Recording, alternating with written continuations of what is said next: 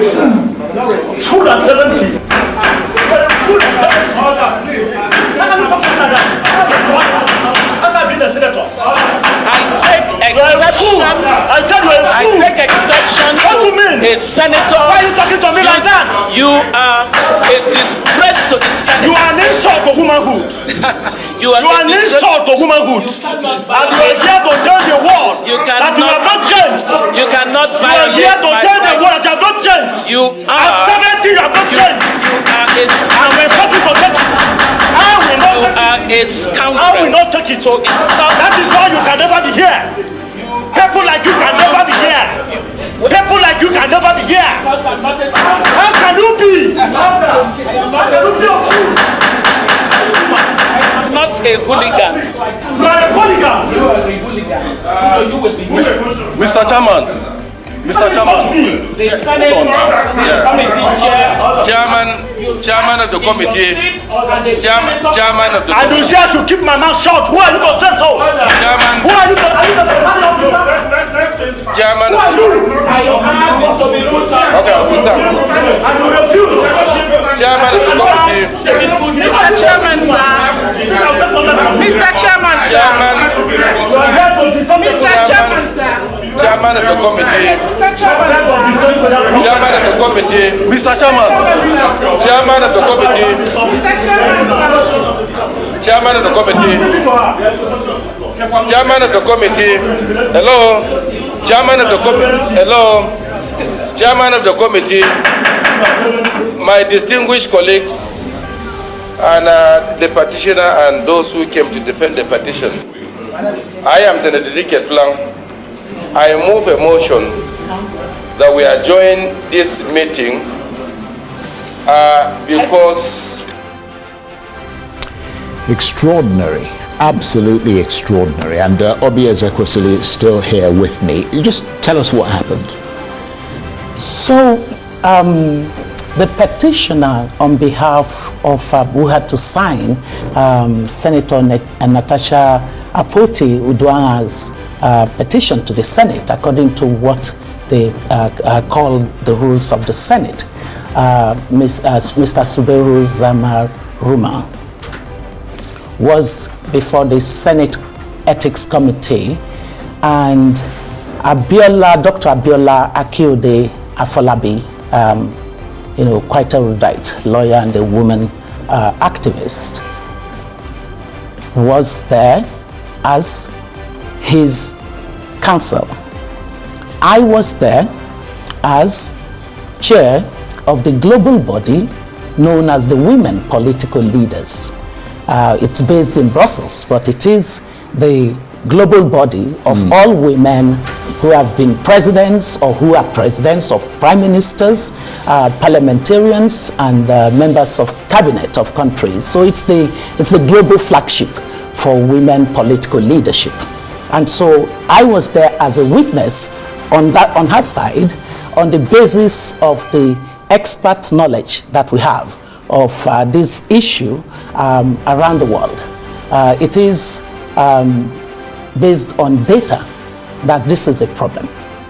1 out of every 3 women have faced one form of sexual-based violence or the other.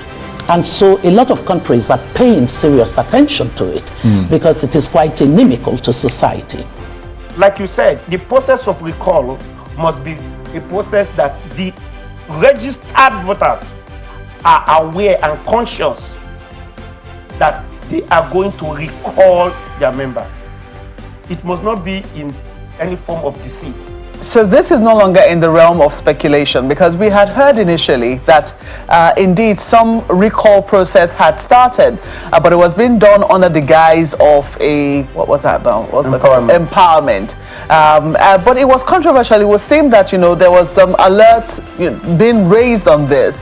But clearly, it does appear that this is what we're now seeing. This is now the result of what has transpired. Do you want to shed a little more light on how we got here? Yeah, thank you very much. Thanks so much for having me, Omakwe. Now, firstly, it has been in the news, like you said, about the recall. If you heard the young lady that spoke She said she's from Consigned Kogi Youth and Women.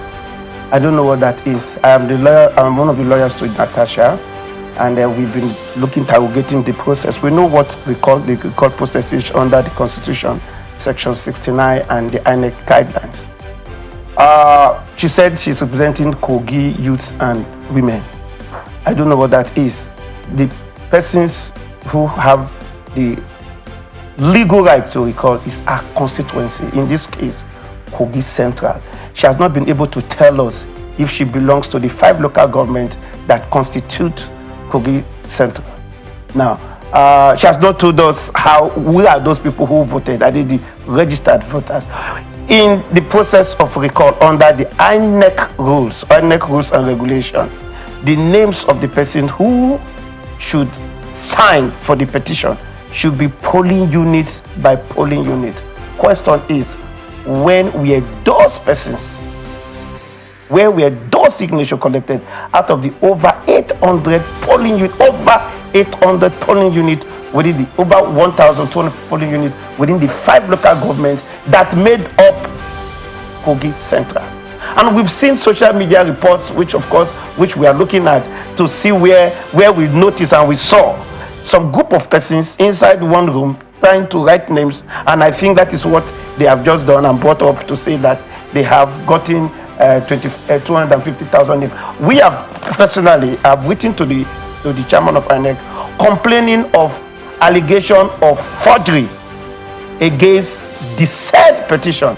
Now, INEC has the constitutional right under Section 69 to verify the signatures in that petition. However, as person who is concerned about the rumor and the stories connecting the signature that they have received, as a citizen, as somebody who is concerned about the process shouldn't be fraudulent. When you see people sitting somewhere writing names, putting signatures, that is a clear case of forgery. So it is duty for me to notify INEC, and so we'll take it further. We are going to, by tomorrow, we will send the petition to the Commissioner of Police, Kogi State, to verify, to investigate how those, because that is because the issue of forgery is a crime, and it is duty of the police to investigate crime. While INEC has their constitutional duty to verify those petitions as provided under Section 69. So if you look at it, it looks as if there is a script somewhere. And like I said in one of these programs, it's a melodrama. And I want to see how it plays out.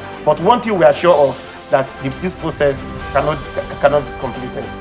Let us, take a look at, because we did hear, these are some of the videos that made the round, some amateur videos that made the round on, social media, alleging that some empowerment process had started under the guise of, the recall process had started under the guise of empowerment. But it did appear that some of the the citizens were aware that this was what was going on, and then you could hear their voices in the background saying things like they were speaking their own traditional language. I didn't understand what was being said, but it did appear that there were concerns that this was what was happening under the guise.